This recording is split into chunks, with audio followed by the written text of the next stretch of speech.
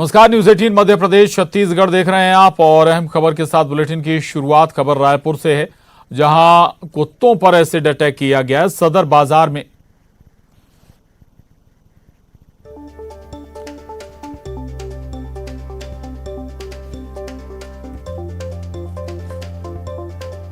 चलिए अगली खबर आपको बता दें, कांग्रेस से जुड़ी हुई प्रदेश कांग्रेस अध्यक्ष कमलनाथ ने बाढ़ और बारिश को लेकर सरकार पर निशाना साधा है। उन्होंने कहा कि सरकार के सारे काम हवाई होते हैं। बाढ़ के नाम पर सरकार इवेंट मैनेजमेंट कर रही है। उन्होंने कहा कि जब मैं मुख्यमंत्री था तो मंदसौर और नीमच में बाढ़ आई थी और हमारी सरकार ने 7 दिन में मुआवजा दिया था। वहां की जनता इसकी गवाह है। तो पीसीसी चीफ कमलनाथ सरकार पर निशाना साध रहे हैं। बाढ़ के मद्देनजर प्रदेश कांग्रेस अध्यक्ष कमलनाथ ने बाढ़ और बारिश को लेकर सरकार को निशाने पर लिया है। उन्होंने कहा कि सरकार के सारे काम हवाई होते हैं।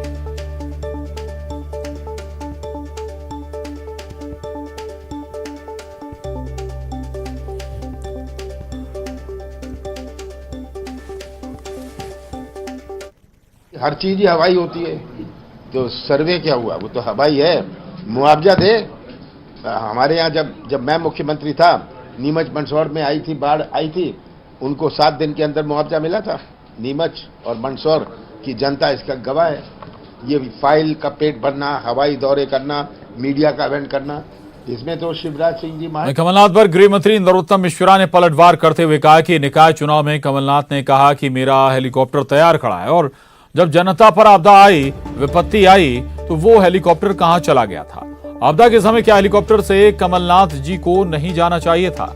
क्या ट्वीट से जनता के आंसू पोंछना चाहते हैं? मुख्यमंत्री पानी के अंदर उतर रहे हैं, गांव के अंदर उतर रहे हैं, बाढ़ के समय लोगों के बीच जा रहे हैं। वहीं कमलनाथ की बैठक पर निशाना साधते हुए कहा कि कमलनाथ घर पर और लोगों को बुला रहे हैं जिससे वो बाढ़ में ना चले जाएं, जनता की सेवा के लिए।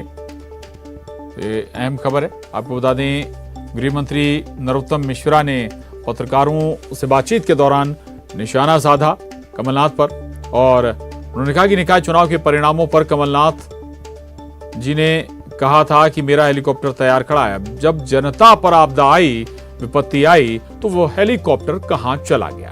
तो बाढ़ और बने हालातों पर भी सियासत हो रही है। एक तरफ जहां पीसीसी चीफ कमलनाथ सवाल उठा रहे हैं, तो जवाब में गृहमंत्री नरोत्तम मिश्रा ने कहा कि जो हेलीकॉप्टर निकाय चुनाव के दौरान तैयार खड़ा था, वो हेलीकॉप्टर भी अब गायब है। चुनाव परिणाम आ रहे थे ना नगर निगमों के, नगर पालिकाओं के, तब कमलनाथ जी ने कहा था मेरा हेलीकॉप्टर तैयार खड़ा है। जब जनता पे आपत्ति आई, विपत्ति आई, तो वो हेलीकॉप्टर कहां चला गया? उस तैयार हेलीकॉप्टर से इस आपदा के समय क्या कमलनाथ जी को नहीं जाना था? क्या ट्वीट से जनता के आंसू पहुंचना चाहते हैं वो? मुख्यमंत्री पानी के अंदर उतर रहे हैं, गांव के अंदर उतर रहे हैं, बाढ़ के लोगों के बीच में जा रहे हैं। कमलनाथ जी घर पे और उल्टे लोगों को बुला रहे हैं जिससे वो बाढ़ में नहीं चले जाएं जनता की सेवा में। ये कांग्रेस की। और अनुराग श्रीवास्तव न्यूज 18 संवाददाता भोपाल से हमारे साथ जुड़े हैं। अनुराग, बाढ़ और बने हालातों पर सियासत हो रही है, सवाल उठाए जा रहे हैं, तो जवाब भी उसी अंदाज में आ रहा है। होना भी चाहिए, सियासत कोई दिक्कत नहीं, लेकिन कोशिश चाहे सरकार हो या फिर विपक्ष, कोशिश तो ये होनी चाहिए कि सबसे पहले राहत मिले और जमीन पर दोनों को दिखना भी चाहिए। बिल्कुल प्रशांत, देखिए बादलों से जो है आफत की बारिश भले ही बंद हो गई हो, लेकिन सियासी बारिश का दौर तेज है। गृह मंत्री नरोत्तम मिश्रा ने विपक्ष पर हमला बोला है और विपक्ष के नेता कमलनाथ पर हमला बोला है और इस बात को लेकर सवाल खड़े किए हैं कि जब मुख्यमंत्री शिवराज सिंह चौहान बीते 2 दिनों से लगातार बाढ़ प्रभावित इलाकों का दौरा कर रहे हैं, मंत्रालय में बैठकर सिचुएशन सेंटर से लगातार लोगों की मदद करने के लिए अधिकारियों को निर्देश जारी कर रहे हैं, घुटने घुटने पानी उतरकर सीधे प्रभावितों के पास जाकर उनकी समस्या का समाधान करने में लगे। ऐसे में प्रदेश कांग्रेस अध्यक्ष कमलनाथ का हेलीकॉप्टर आखिर क्यों खड़ा है? क्योंकि बहाना इस बात को लेकर भी मिल रहा है कि जब नगरीय निकाय चुनाव के नतीजे आ रहे थे, तब कमलनाथ की तरफ से ट्वीट आया था कि उनका हेलीकॉप्टर खड़ा हुआ है, जहां पर भी गड़बड़ी होगी वो तत्काल मौके पर पहुंचेंगे। लेकिन जब बाढ़ और बारिश से आपदा के हालात बने तो ऐसे में कमलनाथ का किसी तरीके का हवाई दौरा नहीं करने को ही बीजेपी बड़ा मुद्दा बनाती हुई नजर आ रही है। हालांकि कमलनाथ की तरफ से भी जवाबी हमला निकल कर आया है और कमलनाथ कह रहे हैं कि ये पूरा का पूरा हवाई दौरा है, सिर्फ इवेंट मैनेजमेंट का जो हिस्सा है, बल्कि सरकार को राहत और मुआवजा पर फोकस करना चाहिए। लेकिन सबसे बड़ी बात यह है कि बाढ़ और बारिश के बाद जिस तरीके के हालात बने हैं उसको लेकर अब आरोप और प्रत्यारोप के साथ बयानों की बारिश भी तेज होती हुई नजर आ रही है। प्रशांत, बिल्कुल बिल्कुल अनुराग, वह ठीक है, ऑब्जर्वेशन भी किया जा रहा है, सरकार की ओर से दौरा भी कर रहे हैं, खुद मुख्यमंत्री दौरे कर रहे हैं, तमाम मंत्री भी इस वक्त मैदान में डटे हुए हैं, विपक्ष की ओर से सवाल उठाए जा रहे हैं। और बेहतर होता कि अगर विपक्ष भी लोगों के बीच होता, लोगों की परेशानियां समझ रहा होता, तो शायद जो आरोप सरकार कर ऊपर लगा रहे होते तो उनमें कुछ दम भी नजर आता।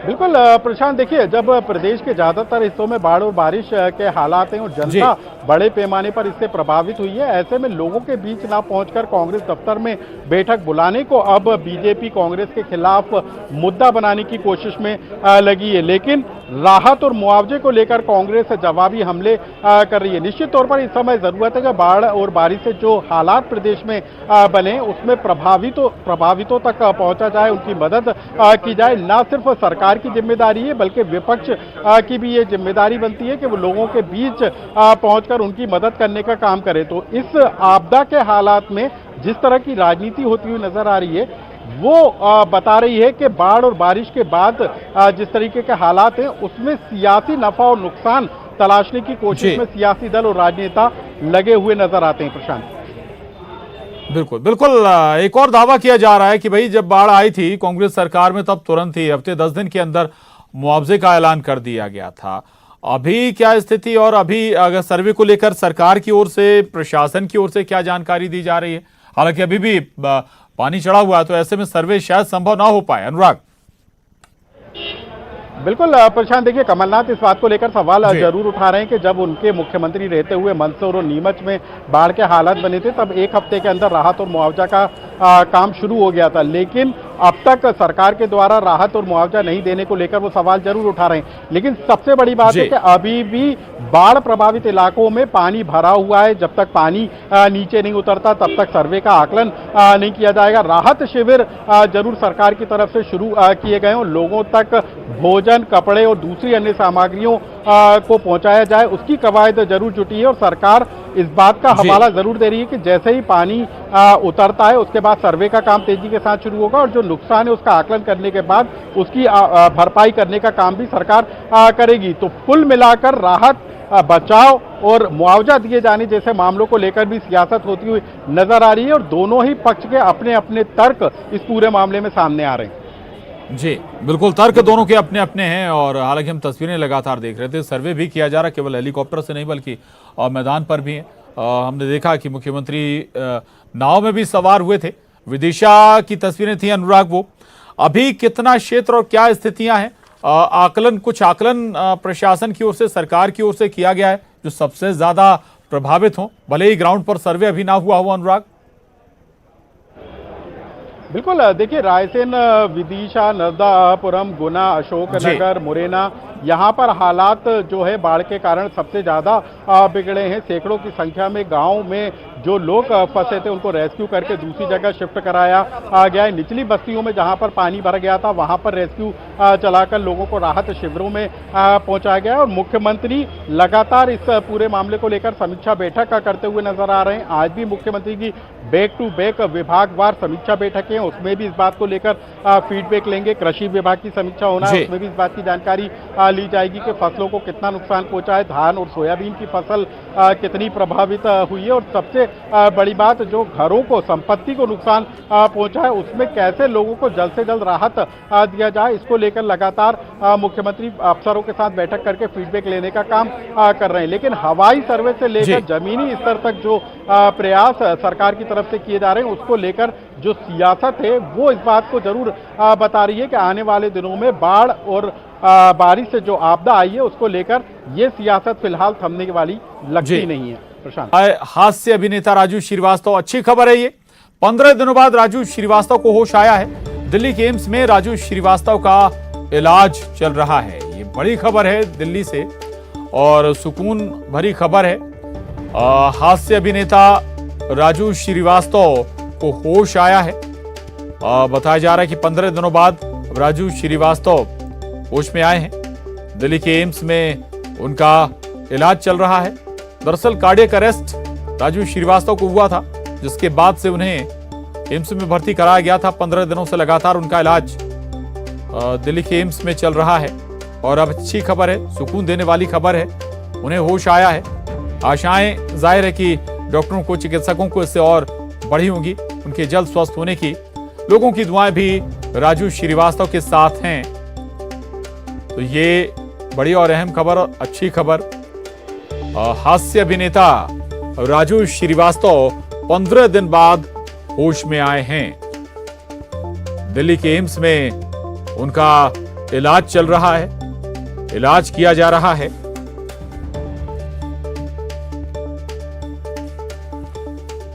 तो ये बड़ी खबर इस वक्त की और राजधानी दिल्ली से। दरअसल दिल्ली एम्स में पिछले 15 दिन से राजू श्रीवास्तव हास्य कलाकार, उनका इलाज चल रहा था। लगातार उनकी हालत गंभीर बनी हुई थी, वेंटिलेटर पर उन्हें रखा गया है। और अब अच्छी बात यह, अच्छी खबर यह है कि 15 दिन बाद राजू श्रीवास्तव को होश आया है।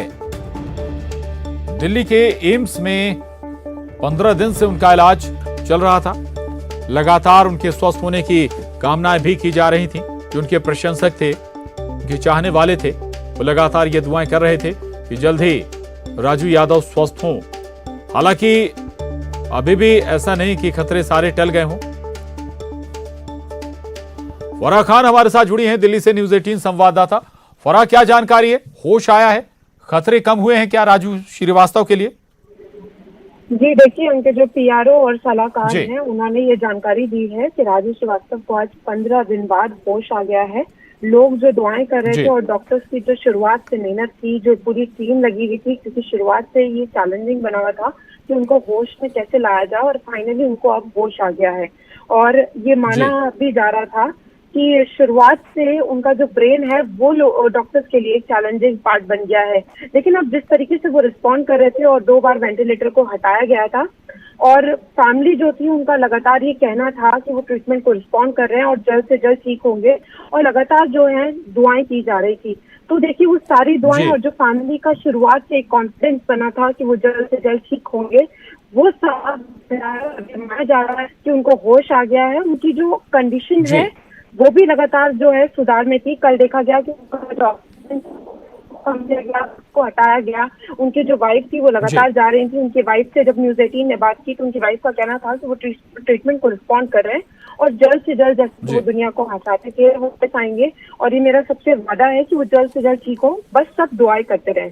तो आज जो डॉक्टर्स हैं उनकी तरफ से भी ये स्टेटमेंट आ रहा है कि वो ट्रीटमेंट को रिस्पॉन्ड कर रहे थे और अब उन्हें होश आ गया है। तो ये बड़ी खुशखबरी है उन सारे फैंस के लिए जो लगातार ये कोशिश कर रहे थे, ये दुआएं कर रहे थे कि उनकी बिल्कुल अच्छी और खुशखबरी है ये उनके प्रशंसकों के लिए, उनके चाहने वालों के लिए। और आशा हम भी करते हैं, न्यूज़ 18 भी करता है कि जल्दी स्वस्थ होकर घर लौटें। एक बार फिर से ऐसा है राजू श्रीवास्तव। लोगों को बहुत शुक्रिया फराह आपका इस खबर के लिए, जानकारी के लिए।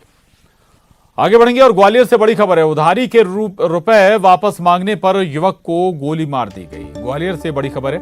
महाराजपुरा थाना के गिरगांव की घटना है ये। रुपए मांगने गए परमाला सिंह गुर्जर को गोली मारी गई है। श्याम सिंह गुर्जर और उसके परिवार पर गोली मारने का आरोप लगा है। अपनी 3 लाख रुपए की उधारी वापस मांगने गया था परमाल सिंह, और घायल परमाल सिंह को जय आरोग्य अस्पताल में भर्ती कराया गया है। महाराजपुरा पुलिस आरोपियों की तलाश में जुटी है।